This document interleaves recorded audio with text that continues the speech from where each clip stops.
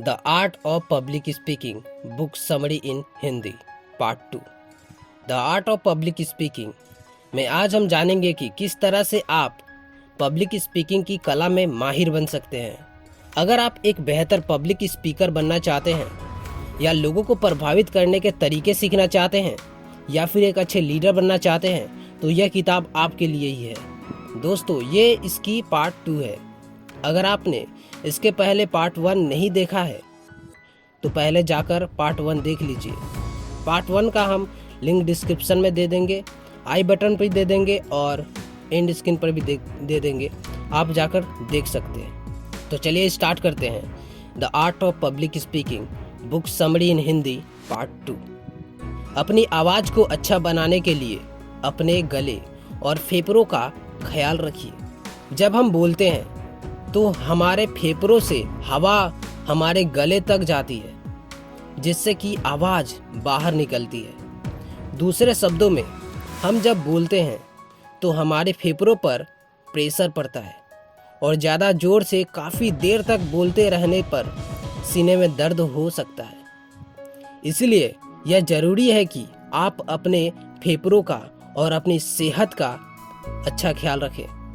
लेखक एक ऐसे पब्लिक स्पीकर को जानते थे जो बोलने की प्रैक्टिस भागते हुए करता था। इससे उसके फेफड़ों में ज़्यादा हवा जाती थी और उसकी कसरत होती थी, जिससे कि स्टेज पर वो लंबे समय तक बोल पाता था।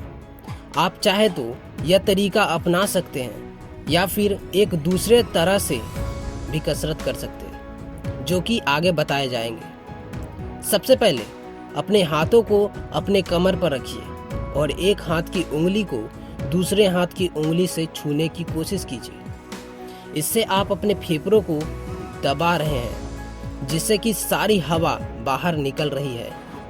इसके बाद अपने कंधों को ऊपर उठाए बिना आप सांस अंदर खींचे। इसे बार बार दोहराइए।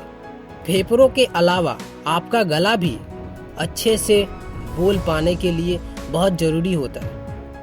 इसकी कसरत करने के लिए अपनी गर्दन को फिक्स करके अपने सीने को लेफ्ट राइट घुमाइए। ऐसा करते वक्त अपने सिर को आगे की तरफ झुकाइए। इससे आपके गले को राहत मिलेगी। गले को खोलने के लिए आप अपने मुंह को खोलिए और उसे पूरी तरह से खुला रखकर बोलने की कोशिश कीजिए। इससे आपकी आवाज़ की क्वालिटी अच्छी हो जाएगी। लेकिन आवाज़ अच्छी होने का मतलब सिर्फ यह नहीं है कि वो तेज हो।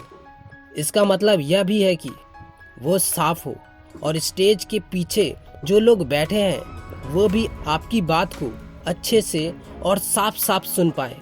अगर आपकी आवाज़ साफ होगी तो आपके फुसफुसाने पर भी लोग आपको अच्छे से समझ पाएंगे। ऐसा कर पाने के लिए आप अपने हाथ को अपने मुंह के पास लाइए और यह शब्द जोर जोर से बोलिए। क्रेश, डेस, व्हील, बजट। इन शब्दों को तब तक बोलिए जब तक आप अपने वाइब्रेशन को अपने हाथों पर महसूस न करने लगे।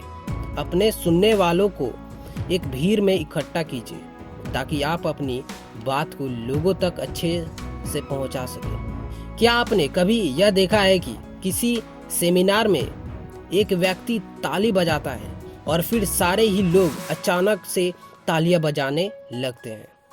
क्या आपके साथ कभी यह हुआ है कि आपके ग्रुप में सारे लोग अचानक से ऊपर देखने लगते हैं और आप भी उसी वक्त ऊपर देखने लगते हैं? इंसानों की इस खूबी को कॉन्ट्रेजियन कहते हैं, जिसका हिंदी में मतलब होता है एक व्यक्ति के विचार या रो का दूसरे व्यक्तियों तक पहुंचना।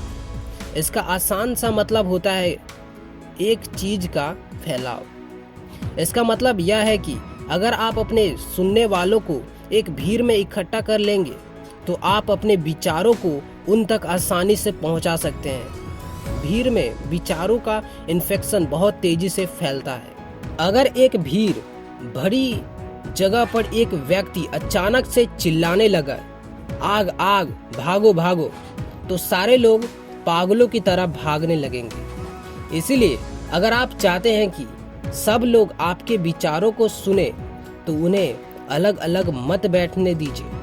उन सभी को एक भीड़ में इकट्ठा कर लीजिए। यह करने के लिए आप सबसे पहले उन अलग बैठे लोगों के पास चलते हुए जाइए और उनकी ज़रूरतों के बारे में, डर के बारे में और भावनाओं के बारे में बातें कीजिए। एक बार जब उन अलग बैठे लोगों को लगने लगेगा कि यहाँ पर उनके जैसे विचार वाले लोग बैठे हैं, तो वे भीड़ में जाकर मिल जाएंगे और आपकी बात को अच्छे से सुनेंगे। लेकिन बहुत से लोग इस बात को नहीं मानते कि भीड़ में बैठने पर सारे लोग एक तरह से सोचते हैं।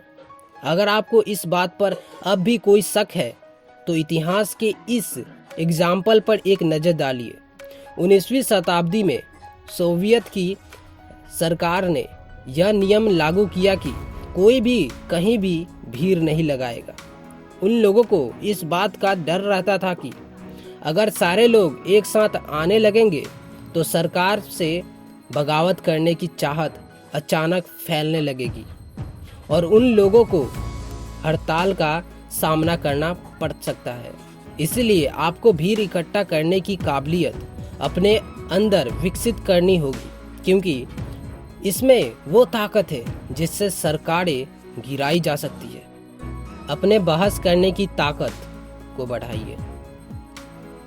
बहुत बार हम कुछ ऐसी बातें बोल देते हैं जिसे साबित कर पाने में हमें परेशानी होती है।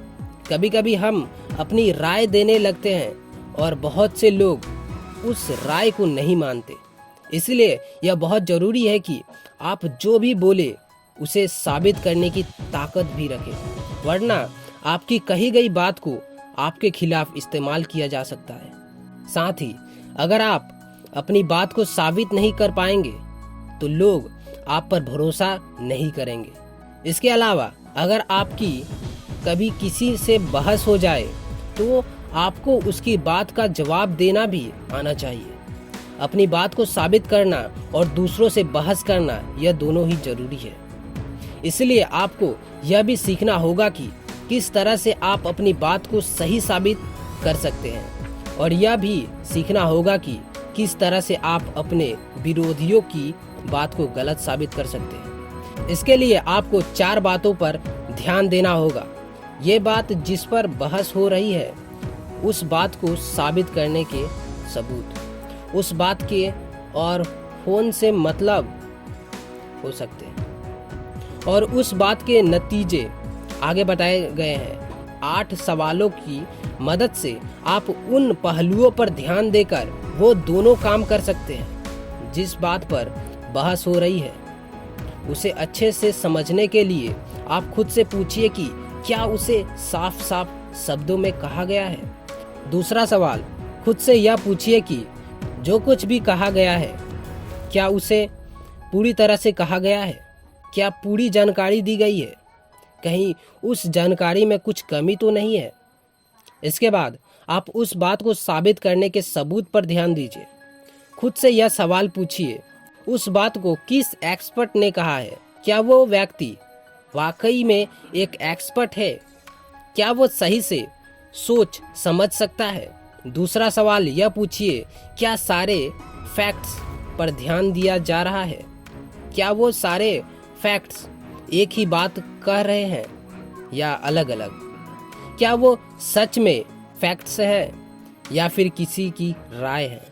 इसके बाद बारी आती है यह समझने की कि उस बात के और कौन कौन से मतलब हो सकते हैं जिन फैक्ट्स के आधार पर उस बात को कहा जा रहा है। कहीं उसका कुछ दूसरा मतलब तो नहीं निकल सकता। दूसरा सवाल यह कि आप जो बात कर रहे हैं उसे गलत साबित करने के लिए कौन कौन सी बात कही जा सकती है। इसके बाद अंत में आता है कही गई बात के नतीजे क्या हो सकते हैं। इसमें आप खुद से पूछिए कि कहीं आपने कुछ ऐसा तो नहीं कहा है जो सबूतों पर आधारित नहीं है।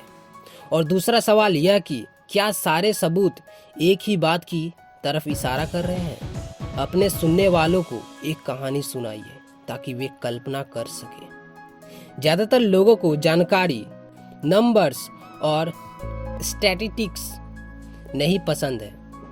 लोगों को यह जानने में बिल्कुल मज़ा नहीं आता कि पिछले 10 सालों में सिगरेट या शराब पीने से कितने लोगों की मौत हुई। अगर आप अपने टॉपिक में बहुत सी जानकारी डाल देंगे तो वो एकदम सूखी हुई लगेगी। उसमें रस भरने के लिए आपको उसे मज़ेदार बनाना होगा। किसी भी चीज़ को मज़ेदार बनाने के लिए कहानियाँ का इस्तेमाल कीजिए। कहानियाँ सुनने पर हम कल्पनाएं करने लगते हैं। हम अपने दिमाग में अलग अलग जगहों पर जाने लगते हैं और इस तरह से हम बोलने वाले की बात को कुछ ज़्यादा ध्यान से सुनते हैं। इसलिए अगर आप अपनी उसी बात में एक शराबी की कहानी के जरिए लोगों को इससे होने वाले नुकसान के बारे में बताएंगे तो लोग उसे कुछ ज़्यादा अच्छे से सुनेंगे। आप उनसे बताइए कि किस तरह से वो व्यक्ति रोज शराब पीकर अपनी पत्नी से झगड़ा करता था, अपने बच्चों को मारता था, और इस तरह की कहानियाँ लोगों की भावनाओं के साथ खेलती है और उन्हें आपसे चिपका कर रखती है। और इसके बाद आप खुद भी अपनी कल्पना का इस्तेमाल कीजिए। अपनी स्पीच को तैयार करते वक्त यह कल्पना कीजिए कि आपके सामने बहुत से लोग आपको सुनने के लिए बैठे हैं और वे आपको सुन रहे हैं। यह सोचने की कोशिश कीजिए कि आप उनके सामने किस तरह से बोलेंगे और आपकी बात को सुनने के बाद उनके क्या हाव भाव होंगे।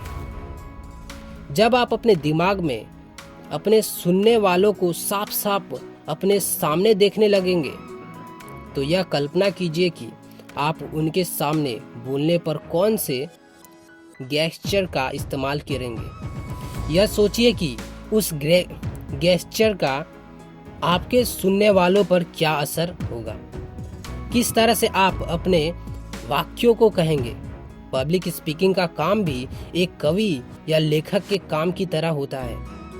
अगर आप अपनी बात के जरिए लोगों के दिमाग में चित्र बना सकते हैं तो आप भी एक अच्छे पब्लिक स्पीकर बन सकते हैं। दोस्तों, आपको आज का यह the art of public speaking book summary in Hindi part 2 कैसा लगा?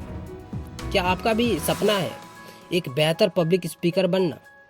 अगर आपके मन में कुछ सवाल या सुझाव है तो मुझे नीचे कमेंट करके जरूर बताइए। आपका बहुमूल्य समय देने के लिए दिल से धन्यवाद। Wish you all the very best. Thank you so much for watching here.